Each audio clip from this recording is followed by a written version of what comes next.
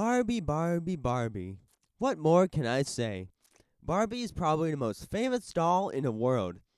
Barbie was introduced to the world on March 9th, 1959, and has been one of the most popular feminine franchises since then. As time went on, Barbie would get direct-to-video films, TV shows, and even video games. Why am I talking about Barbie? Well, it just so happens that last July, a live-action movie of the Barbie franchise was made, which was released on the same day as Christopher Nolan's Oppenheimer. But maybe I'll save that for another day. At first glance, this film just looks like a self-aware parody meant to sell more Barbie dolls. However, a closer examination reveals a lot more layers than that, and for the most part, well, it isn't good. The nicest way I can describe Barbie is that it's a feminist film, and feminists are in love with it.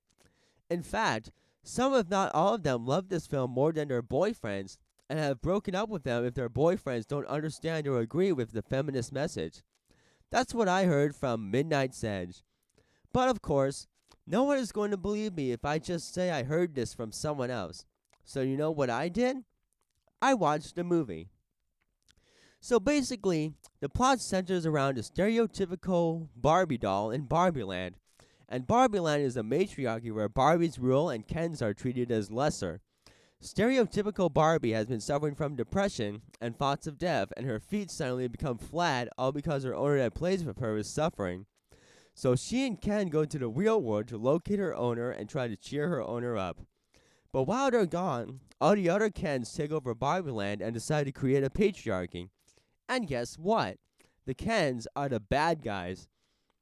Throughout the film, we see that patriarchy is seen as a bad thing, and that feminism reigns supreme.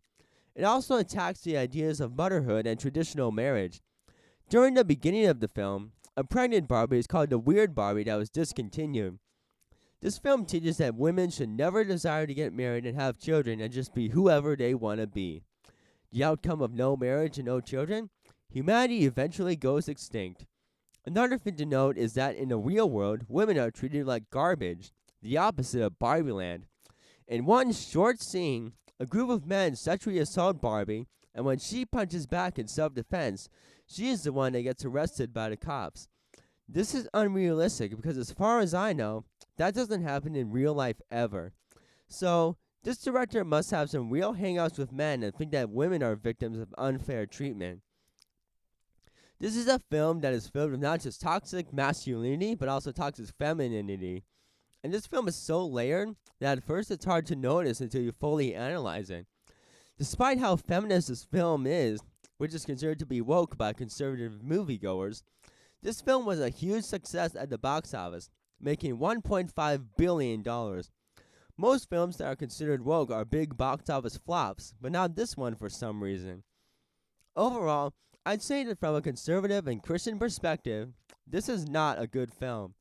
I also don't think little girls should be watching it.